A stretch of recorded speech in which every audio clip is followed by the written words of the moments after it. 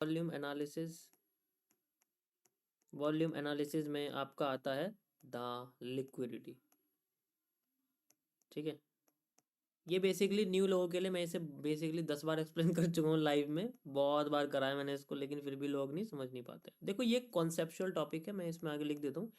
ये बस एक कॉन्सेप्चुअल है, यानी कि ये आपके बस मार्केट में एक एरिया को समझने के लिए इस्तेमाल किया जाता है, ट्रेडिंग के लिए बेसिकली नहीं कह सकते हम इसको। आगे की बात करते हैं।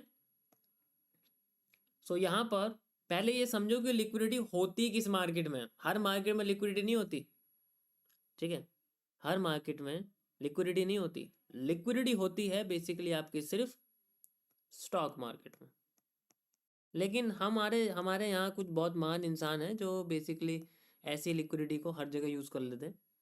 ठीक है, ऐसे लिक्विडिटी वर्ड को हर जगह यूज कर देते हैं, तो आप कह सकते हैं कि लेकिन चलो कोई बात नहीं, ऐसा कुछ नहीं है। स्ट्रक्चर के हिसाब से तो उन्हें लगता ही है कि लिक्विडिटी है, तो हम भी मान लेते हैं लिक्विडिटी है। तो बेसिकली स्टॉक मार्केट का मतलब है कि जो सेंट्रलाइज्ड मार्केट होती है ना, जिनको एक सेंटर बॉडी कंट्रोल करती है, उनके अंदर होता है।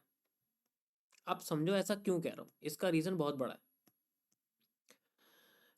देखो जब भी हम लोग कोई भी, हमारे पास कोई भी एसेट है, एसेट क्या हो सकते हैं? एसेट हो सकते हैं आपके सामने, जैसे कि मेरे सामने है कोई भी कोई गोल्ड है या फिर कोई कमोडिटी है। सबसे पहले सबसे बड़ा एसेट क्या होता है? कमोडिटी होती है। कमोडिटी में क्या हो सकता है आपका? गोल्ड हो सकता है, ठीक है, सिल्वर हो सकता है। आप इसको XAU USD कह सकते हैं, और आप कह सकते हैं XAG USD, और आप इसको कह सकते हैं प्लेटिनम, एक्सपीटी बोलते हैं ना, हाँ, प्लेटिनम। ये सारे आपके कमोडिटी हैं, ये एसिड्स होते हैं जिनका प्राइस टाइम के साथ बढ़ता है। अब यहाँ पर एक और चीज होती है, इसे बोलते हैं लाइबिलिटीज। लाइबिलिटीज होती है जिनका प्राइस टाइम के साथ कभी नहीं बढ़ता, जैसे जैसे गाड़ी हो गया, आपकी घड़ी हो गई, कपड़े हो गए, महंगे महंगे कपड़े हो गए। तो ये आप जितना महंगा खरीदोगे, आने वाले टाइम में इनका प्राइस हमेशा कम हो जाता है। ठीक है, तो always invest in the assets but we do not know when. यही तो सवाल है जो सबके मन मन में आता है। अब यहाँ पर बेसिकली आपके सामने एक एसेट हो गया कमोडिटी, एक हो गया आपके सामने रियल इस्टेट, जो सबसे बड़ी है आज की दुनिया में। रियल इस्टेट है, रियल इस्टेट जैसे आपको बताया मैंने, कोई भी आपका घर है, कोई भी घर है, ज़मीन है, वो सारी चीज़ें हम लोग ले लेते हैं। उसके बाद जो एसेट है वो है दूसरा आपके सामने कोई भी कंपनी का शेयर। ठीक है, शेयर्स तो आप लोग जानते ही हैं, स्टॉक्स, शेयर्स जो होते हैं। उसके बाद आता है आपके पास में एसेट में, जिसे हम वो बोलते हैं करेंसी। करेंसी यानी कि जैसे कि आपकी USD के नोट रखना, जैसे JPY रखना, जैसे GBP रखना, एक फिक्स अमाउंट पे जो गवर्नमेंट अलाउ वगैरह करे, वैसी वो चीज़ें जो होती हैं। तो करेंसी भी हमारे लिए एक तरह से एसेट होती है, क्योंकि वो भी टाइम के साथ बढ़ती भी है, घटती भी है। जैसे अगर हम डॉलर खरीद लेते हैं, 2010 बहुत सस्ता था, हम शायद उसे 50 रुपए में खरीद सकते थे, और आज हम अगर उसे बेचने जाते हैं, जो हमारे पे डॉलर रखे थे, मान लो मैंने 2010 में 10,000 डॉलर खरीदे थे 50 के भाव पे, तो मेरे को कितने रुपए देने पड़े? 5 लाख रुपए। और अगर आज ही मैं उनको बेचने जाऊंगा 10,000 डॉलर को, तो मुझे कितने मिलेंगे? 8 लाख रुपए। तो ये जो 3 लाख का प्रॉफिट है, ये क्या है? एसिड ही तो है एक तरह का, तो इसलिए ये भी एक एसिड है। तो ये कोई भी एसिड, इनमें से कोई सा भी एसिड, समझ में आ गया ना सभी को? इनमें से अगर हम कोई सा भी एसिड मार्केट में बेचने जाते हैं, सेल करते हैं, हम लोग मार्केट में बेचने जाते हैं।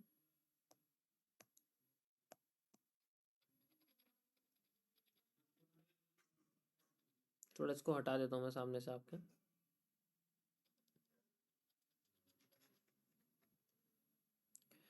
तो हम लोग इसे बेचने जाते हैं, सेल करते हैं मार्केट में। ठीक है, तो हमें क्या मिलता है? हमें रेडी फॉरवर्ड कैश मिलता है। Ready forward cash, ready forward cash का मतलब है जो पैसा आपके सीधे अकाउंट में आता है। इस प्रोसेस को हम लोग बोलते हैं लिक्विडिटी। अब इस लिक्विडिटी का एक नाम है। नाम कैसे है? कि जैसे मैंने आपको बोला कि हम लोग कभी भी अपने एसेट को मार्केट में बेचने जाते हैं, तो हमें उससे क्या मिलता है? कैश मिलता है। इस प्रोसेस को हम लोग बोलते हैं लिक्विडिटी स्वैप। लिक्विडिटी स्वैप यानी कि स्वैपिंग करना, ठीक है, इसे हम बोलते हैं स्वैपिंग करना। अब यहाँ पर जब हम स्वैपिंग करते हैं तो एसिड जो है, हमारा जो एसिड है वो कहाँ रहता है, जेब में थोड़ी रहता है, एसिड रहता है हमारे ट्रेडिंग अकाउंट में, जिसे हम लोग डीमार्ट अकाउंट भी कह सकते हैं, ठीक है। भाई अगर आप शेयर खरीदोगे तो शेयर या स्टॉक कहाँ होगा, वो आपके डीमैट अकाउंट में तो होगा या ट्रेडिंग अकाउंट में होगा। अगर आप गोल्ड खरीदे हो, डिजिटल गोल्ड खरीदे हो, तो वो आपके ट्रेडिंग अकाउंट में होगा, वो आपके किसी ब्रोकर में होगा, स्टॉक ब्रोकर में होगा, है ना। इसी तरीके से कोई करेंसी अगर होगी फॉरेक्स में, जो इंडिया से बाहर रहते हैं जिनका अपना ब्रोकर है, सॉरी ब्रोकर में करते हैं, तो आपने देखा होगा अगर आप कोई भी यूज़ कर रहे हैं तो वो सारी चीज़ें आपके ब्रोकर में होती है, ठीक है, डीमैट अकाउंट होता है। तो ट्रेडिंग अकाउंट में आपका जो पैसा होता है वो एक तरह से आपका बहुत बड़ा मारू बोझू बना हुआ है। मेरी स्ट्रीम पे कोई भी मारू बोझू देख के हंसेगा नहीं, बस मैं सिंपल आपको समझा रहा हूँ। ये बहुत बड़ा सा मारू बोझू होता है, ये आपके ट्रेडिंग अकाउंट का। तो जब आप इसको मार्केट में बेचने जाते हो तो ये मारू बोझू कन्वर्ट हो जाता है एक, या तो शूटिंग स्टार में या इन्वर्टेड हैमर में। तो जब भी आपका मार्केट में कोई शूटिंग स्टार या इन्वर्टेड हैमर बन जाए मार्केट के टॉप पर, मार्केट बिल्कुल टॉप पर बना हुआ एकदम, दैट मीन्स कि मार्केट में लिक्विडिटी स्वैप हुई है, बहुत सारा पैसा मार्केट से निकाला गया। तो मार्केट धीरे धीरे करके नीचे नीचे नीचे नीचे आनी शुरू हो जाती है। ये भी एक एरिया होता है, हर जगह जहाँ इन्वर्टेड हैमर बन गया मार्केट वहां से गिरती नहीं है, एक एरिया होता है, फेक लिक्विडिटी भी क्रिएट होती है, लेकिन ये इंडिकेट करती है, ये है ये अब जब ये होगा तो पैसा कहाँ जाएगा, ट्रेडिंग अकाउंट से पैसा आ जाएगा बैंक अकाउंट में। और फिर तो खुशी तो आप जानती हो कैसी होती है, जब प्रॉफिट निकालते हैं, विड्रॉल आता है ब्रोकर से, अरे वाह क्या बात है। अब तो अलग ही लेवल की खुशी है, क्योंकि पैसा आ चुका है अब ट्रेडिंग अकाउंट से बैंक अकाउंट में, क्योंकि प्रॉफिट बना लिया है, तो उसकी तो खुशी अलग होती है। हाँ, खुशी तब तक है जब तक, अगर ये करते वक्त जो एसेट आप बेच रहे हो ना, गोल्ड है, सिल्वर है, या फिर कोई भी यहाँ ट्रेडिंग का कोई भी इंस्ट्रूमेंट है, अगर वो उसका प्राइस फ्लक्चुएट नहीं करा तब तक खुशी है। अगर ये करते वक्त, लिक्विडिटी स्वैपिंग करते वक्त, यानी कि हम कोई भी एसेट बेच रहे हैं ना मार्केट में, लिक्विडिटी स्वैपिंग बेसिकली करते वक्त अगर इस एसेट का प्राइस फ्लक्चुएट कर गया, वो भी बहुत बड़े लेवल पे, तो दिक्कत हो जाएगी। तो मैंने क्या बोला, यहाँ पर इस एसेट का जो प्राइस है वो हिलना नहीं चाहिए, ज़्यादा फ्लक्चुएट नहीं करना चाहिए। फ्लक्चुएट का मतलब है यहाँ पर एकदम से नीचे गिर जाना, वो है इसका मतलब। अब बात करते हैं कि अगर मेरे बैंक अकाउंट में कैश है, मेरे नहीं मतलब लोगों के, सबके अकाउंट में मतलब पैसा भरा हुआ है, यहाँ पर आप बैंक अकाउंट कह सकते हैं, बैंक अकाउंट में पैसा है, और मेरे पे उड़ता उड़ता किसी का ऐड आ जाता है, मेरे यूट्यूब पर, मेरे किसी फ़ोन पर किसी का ऐड आ जाता है, मैं किसी की वीडियो देख लेता हूँ, वो सामने से कहता है जल्दी से जल्दी इस ब्रोकर में अकाउंट बना और लाइव में बैठ के मैं तुम्हें ट्रेड कराऊंगा और यहाँ तुम खरीदो इसको। अब मेरे मन में लालच आ जाता है, मैं तो लालची हूँ, क्योंकि मैं तो रातों रात पैसा बनाना है। अब फिर मैं ये पैसा जो मेरे बैंक अकाउंट में है, मेरे बैंक अकाउंट में एक ग्रीन कलर की मारू बोजू बनी हुई है, पैसा है बहुत सारा इसके अंदर। अब मैंने उनके कहने से ये पैसा मार्केट में उनकी बताई हुई या फिर किसी भी तरीके से उस एसेट को खरीद लिया, जो कुछ भी हो सकता है, कोई भी फॉरेक्स का पेयर हो सकता है, कुछ भी हो सकता है। और अब ये पैसा मेरे बैंक अकाउंट से मेरे ट्रेडिंग अकाउंट में आ चुका है, ट्रेडिंग अकाउंट में आ गया। अब ये ट्रेडिंग अकाउंट में आते ही मार्केट में नीचे से प्रेशर आता है बुलिश का।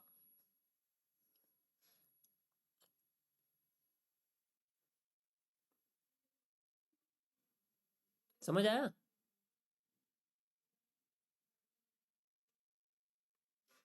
एक हैमर और एक हैंगिंग मैन इंडिकेट करते हैं मार्केट में इस प्रोसेस को लिक्विडिटी स्वीप के नाम से, इसको हम बोलते हैं लिक्विडिटी स्वीप, यानी कि स्वीपिंग करना। तो जब भी आपके सामने हैमर बनेगा, पिन बार बनेगा, ड्रैगन फ्लाई डोजी बनेगी, हैंगिंग मैन बनेगा, तो these indicate the markets bullish pressure और लिक्विडिटी स्वीप। यहां से मार्केट ऊपर जाना शुरू कर देती है, ऊपर जाना शुरू कर देती है। समझ आया? अब इन दोनों प्रोसेस में, ऊपर भी नीचे भी मार्केट में, आपका कोई भी प्राइस फ्लक्चुएट नहीं करना चाहिए उस एसेट का जो भी आप बेच रहे हो या फिर खरीद रहे हो। अगर प्राइस फ्लक्चुएट कर दिया तो यहां पर क्रिएट हो जाती है द इलिक्विडिटी। अब ये इलिक्विडिटी क्या है? अब मार्केट में अगर इलिक्विडिटी हो गया तो इसका मतलब है वो एसेट बहुत बुरी तरीके से किसी एक डायरेक्शन में जा रहा है, या तो ऊपर जा रहा है नीचे जा रहा है। अब अगर मैंने बोला कि यहाँ पर आपने एसेट को कैश में बेच दिया, अब आपके साथ साथ हजारों करोड़ों लोगों ने बेच दिया, अब ये कब होगा? किसी इवेंट की वजह से। किसी इवेंट की वजह से यहाँ पर कोई भी यहाँ पर बहुत बड़े अमाउंट में एसेट को, किसी एक एसेट को या किसी बहुत सारे एसेट को बेचा गया है, और उससे लोग बहुत सारा कैश अपने पास निकाल रहे हैं, यानी कि मार्केट में से, अकाउंट में से पैसा निकाल रहे हैं, वो मार्केट में नहीं रखना चाहते, वो पैसा अपने पास रखना चाहते हैं। अब यहाँ पर जब वो पैसा निकालने, तो इससे क्या, वो लिक्विडिटी स्वीप हुई, इसका मतलब है टॉप पे shooting star, inverted hammer, base engulfing, ये सब बन रही है, मार्केट वहां से नीचे गिरना शुरू करेगी।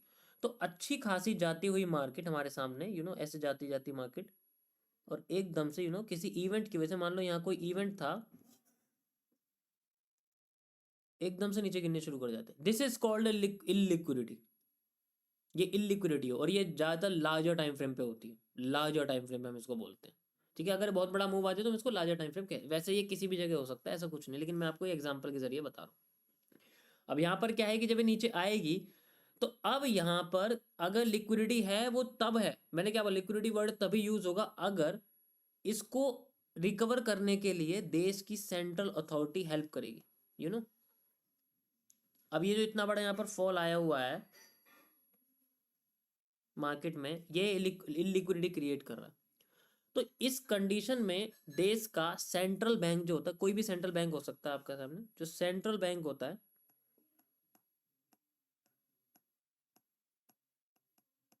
वो जिस रेट से बाकी के जो बैंक होते हैं, बाकी के जो कॉमर्शियल बैंक होते हैं, जिस रेट से इनको लोन देता है, जिसे हम लोग रेपो रेट कहते हैं। ठीक है, जैसे मान लो मैंने आपसे बोला कि अभी वो 4% पे दे रहा है, लेकिन बाद में जाके वो 3.8 कर देता है, तो ये जो 0.2% का जो गिरावट है, इससे बैंक में हल्ला मच जाता है। अरे वाह, क्या बात है, अब तो बहुत सस्ते में सेंट्रल बैंक से हमें पैसा लेना पड़ेगा। जब ये पैसा लेते हैं कमर्शियल बैंक, तो आगे भी जब ये कस्टमर को मान लो 10% पे पैसा देते हैं लोन पे, तो ये आगे जाके 10 की जगह 8 कर देते हैं। कस्टमर के मन में आता लालच, कस्टमर भागे भागे आते हैं बैंक के पास, हो जल्दी जल्दी जाओ वरना स्कीम खत्म हो जाएगी। 2% के कम, 2% गिरने के बाद बैंक के सामने लग जाती है लाइन, और लोग भागते हैं लोन लेने के लिए।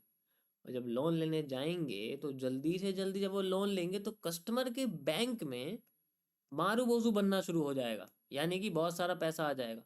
अब उसके पास ये आ गया है कैश। क्या आ गया उसके पास? कैश। अब जब कैश आ गया, तो वो इस कैश को यूज करेगा फिर से दोबारा मार्केट में इन्वेस्ट करने के लिए। जब कैश को किसी भी इन्वेस्ट में, यानी कि दोबारा से वो किसी एसेट को खरीदेगा, किसी भी एसेट को खरीदेगा ना, जो कि इकोनॉमी से जुड़ी हुई है, जिसकी वजह से इकोनॉमी गिरी है, इकोनॉमी समझ सकते हो, इसका चार्ट बनाया मैंने आपके सामने ये। अब वो दोबारा से यहाँ पर एसेट को खरीदेगा, तो उस प्रोसेस को हम क्या बोलेंगे? Liquidity SVEEP. तो स्वीप करेगा, तो उसका मारूबोजू क्या बन जाएगा? हैमर में, हैंगिंग मैन में। और मार्केट जो ऐसे ऐसे कर रही थी, जो आपके सामने ऐसे कर रही थी, ये धीरे धीरे करके उठनी शुरू करेगी, ऐसे ऐसे करके, ऐसे ऐसे करके। ये तब तक करती रहेगी, तब तक करती रहेगी, जब तक मार्केट अपना हाई नहीं तोड़ देती। और फिर दोबारा से ऐसे, जब मार्केट अपना हाई तोड़ देती है, तो दोबारा से सेंट्रल बैंक क्या करता है? अपने रेपो रेट को दोबारा ओरिजिनल प्राइस पे लेके आता है, या कम से कम थोड़ा बहुत रख देता है। इस तरीके से मार्केट में लिक्विडिटी एक्ट करती है। ये सिर्फ उनके साथ है जो सेंट्रलाइज मार्केट है। अगर डिसेंट्रलाइज मार्केट है ना, तो ये पड़ी रहेगी नीचे, कोई देखने वाला नहीं है। उठाएगा कौन? हेज फंड्स, बड़े बड़े property funds, consultancy firms, prop firms, ये होंगे जो किसी भी डिसेंट्रलाइज मार्केट में फंडिंग करके उसको उठाएंगे। देखो, अब तुमने खुद देखा कि जो बिटकॉइन है, बिटकॉइन 70K तक पहुंच चुका था 2021-22 में, नीचे आ गया 15,000 तक। 15,000 तक आने के किसी की हिम्मत नहीं हुई कि इसको ऊपर उठा दे, कि कोई सेंट्रल अथॉरिटी है ही नहीं इसके पास। इसलिए सरकार चाहती है ऐसे एसेट में इन्वेस्ट ना करवाना जनता से जिसका कोई सेंट्रल कंट्रोलेशन नहीं है। हर देश की सरकार चाहती है, लेकिन वही है कि भाई अब जिससे पैसा ज़्यादा बन रहा है, उसमें लॉस भी ज़्यादा है। अब ये पैसा भी ज़्यादा बनाती है, तो अब लॉस भी है। अभी तो बिटकॉइन सबको अच्छा लग रहा है, क्योंकि 100K पे चल रहा है। जब वो 15,000 पे था, तब सब सब उसकी बुराई कर रहे थे, क्योंकि कंट्रोल ही नहीं कर रहा। जब बड़े बड़े लोगों ने इसमें, बड़े बड़ी फर्म ने पैसा डालना शुरू करा, तब जाके इसका जो प्राइस जो है वो हाइक करा, और धीरे धीरे ऊपर चली गई। तो तभी हो सकता है। वरना तो सेंट्रलाइज मार्केट में लिक्विडिटी मेंटेन करने के लिए देश के सेंट्रल बैंक्स होते हैं, वो काम करते हैं अच्छे से। समझ आया सभी को? This is called a liquidity.